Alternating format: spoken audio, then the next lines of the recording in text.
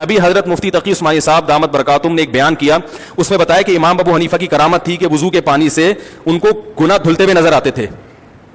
اس پہ وہ مشہور زمانہ فتنہ نے باقاعدہ قہقے لگا کے ہنسائے. وہ اتنے بڑے عالم جن کی حرمین کے ائمہ ان کا احترام کرتے ہیں، ان کے استقبال میں کھڑے ہو جاتے ہیں.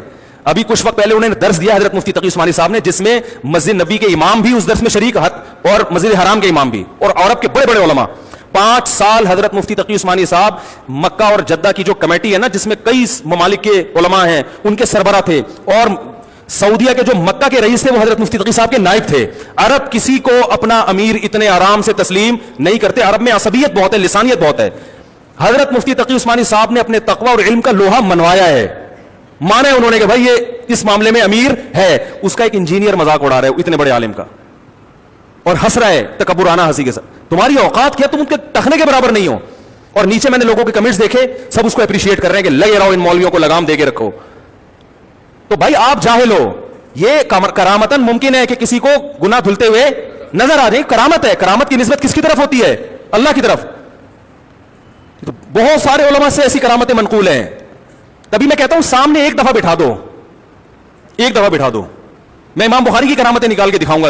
فضائل اعمال کے جن واقعات پر تم ہنستے ہو نا، لوگوں کا مذاق اڑاتے ہو فضائل اعمال کا، میں بتاؤں گا انشاءاللہ فضائل اعمال کی یہ کرامتیں کن کتابوں میں ہیں. صحیح ہے نا؟ ان کتابوں کے مؤلفین کا مذاق اڑاؤ تم. ان میں بہت سے محدثین ہیں. تم نے ان کا مذاق اڑانا شروع کر دیا تو تمہیں بخاری مسلم سے بھی ہاتھ دھونے پڑ جائیں گے. تمہیں پتہ ہی نہیں کم بہت، تمہیں کرامت کا مطلب ہی نہیں پتا کرامت کیا ہوتی ہے. کرامتوں کا وجود تو قرآن سے بھی ثابت. دیکھو یہودی اسی وجہ سے حضرت مریم کو زانی کہتے ہیں کہ بغیر شوہر کے اولاد نہیں ہو سکتی. وہ بھی اسی طرح ٹھٹھا کر کے ہنسا کرتے تھے. یہ کیسے ممکن ہے بھائی بغیر شوہر کے عورت کی اولاد ہوگا؟ نہیں نہیں، یہ زانیہ ہے معاذ اللہ. اللہ نے دلائل معجزے قائم کر دیے. یہودی آج تک حضرت مریم کو کیا کہہ رہے ہیں؟ بولو بھائی. جبکہ اللہ کہہ رہے کہ اللہ اپنی قدرت سے جب آدم کو باپ اور ماں کے بغیر پیدا کر سکتا ہے تو عورت کو شوہر کے بغیر بیٹا کیوں نہیں دے سکتا؟ لیکن اللہ کے ذمے ہے کہ اس کو ثابت کرے. اللہ نے ثابت کیا. حالانکہ حضرت مریم پیغمبر بولو بھائی نہیں ہے.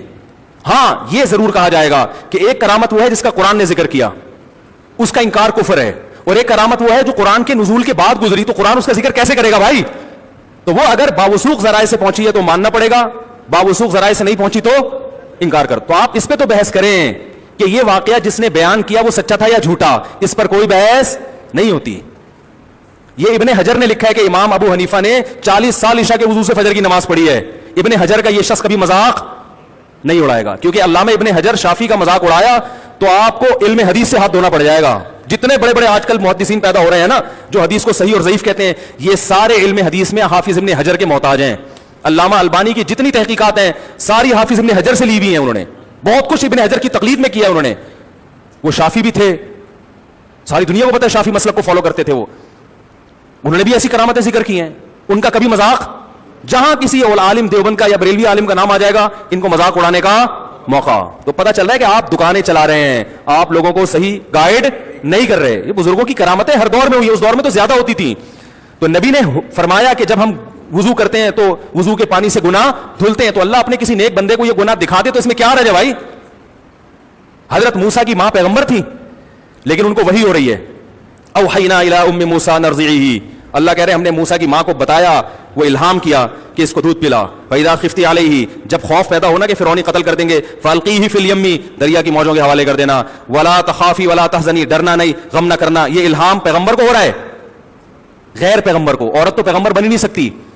اور ایسا پکا الہام تھا کہ قرآن کہہ رہا ہے اِنَّا رَادُّوهُ إِلَيْكَ. اے موسیٰ کی ماں غم نہ کرنا، ہم اسے تیری گود میں پہنچا کے چھوڑیں گے اور اسے پیغمبر بنا کے چھوڑیں گے. اور پھر حرمنا علیہ المراضع. فرعون کے محل میں دودھ حرام ہو گیا اس کے اوپر. وہ بچے کو واپس گھما کے لے کر آئی، ماں کی چھاتیوں سے منہ لگایا، دودھ پینا شروع کر دیا. اللہ فرماتے ہیں ہم نے یہ اس لیے کیا تاکہ موسیٰ کی ماں کو یقین ہو جائے ان وعد اللہ حق، ان کی اللہ کا وعدہ سچا ہے. پتہ چلا الہام اتنا طاقتور تھا کہ ان کو یقین ہو گیا کہ یہ کس کی طرف سے ہے؟ من جانب اللہ. تو قرآن سے پتہ چلتا ہے کہ غیر نبی کو ایسا الہام ہو سکتا ہے جس میں اس کو یقین ہو جائے کہ یہ کس کی طرف سے ہے؟ اللہ کی طرف سے. اگر آپ کہتے ہو کہ یہ الہام کا سلسلہ ختم ہو گیا، اس پہ قرآن و حدیث سے کوئی دلیل پیش کرو. آپ ممکن ہے آپ ایک حدیث پیش کر دو لوگوں کو بیوقوف بنانے کے لیے کہ نبی صلی اللہ علیہ وسلم نے فرمایا میری امت میں اگر کسی پہ الہام ہوتا، محدثون ہوتے تو وہ عمر ہوتے. کیا خیال ہے؟ وہ کون ہوتے؟ عمر. تو اس الہام سے وہ الہام مراد ہے جس سے کوئی شرعی مسئلہ ثابت ہو رہا ہو. شرعی مسائل اب الہام سے ثابت بولو بھائی نہیں ہو سکتی. پوری امت کا اجماعی مسئلہ ہے کہ آج بھی الہام ہو سکتا ہے. آپ خود بار بار کہتے ہیں کہ اجماع یہ حجت قطعیہ ہے. کوئی ایک عالم ایسا نہیں گزرا جس نے اس 1400 سال میں جس نے یہ کہا کہ اب الہام کا دروازہ بند ہو گیا. ہاں دو چیزیں الہام میں کہ اس سے شرعی مسئلہ ثابت نہیں ہوگا. شرعی مسئلے کے لیے قرآن و سنت دیکھنا پڑے گا. یعنی کوئی کہ مجھے الہام ہوا ہے کہ جی وہ داڑھی کاٹ لوں, یہ الہام معتبر نہیں ہے, یہ شیطانی الہام ہے. نمبر 2, الہام جس پر ہو رہا ہے اس کو اگر اللہ کی طرف سے ایسے قرائن مل گئے کہ اس کو یقین ہو گیا کہ اللہ کی طرف سے, تو اس کے حق میں حجت ہے. دوسرے کے حق میں حجت, کیونکہ ہمیں کیا پتا سچ بول رہا ہے کہ جھوٹ بول رہا ہے. تو اگر کوئی شرعی مسئلہ ثابت نہیں ہو رہا, بیان کرنے والا بھی ثقہ ہے اور جس کے ساتھ پیش آ رہا ہے اس کو بھی امت ولی اللہ مانتی ہے. امام حنیفہ کو تو آپ بھی ولی اللہ مانتے ہو, ساری دنیا مانتی ہے. تو پھر بلا وجہ انکار کرنا اور انکار کرتے ہوئے مذاق اڑانا اور ایسے موقع پہ مذاق اڑانا کہ اس کو نقل ایک ملک کے بڑے نامور عالم کر رہے ہیں جن کو پوری دنیا مانتی ہے, تو یہ آپ کے فرعون اور متکبر ہونے کی دلیل ہے. اور ایسے لوگ جب اوپر جاتے ہیں اتنی اسپیڈ کے ساتھ اللہ ان کو ذلیل کرتا ہے اور ایسا لگ رہا ہے کہ اللہ نے کرنا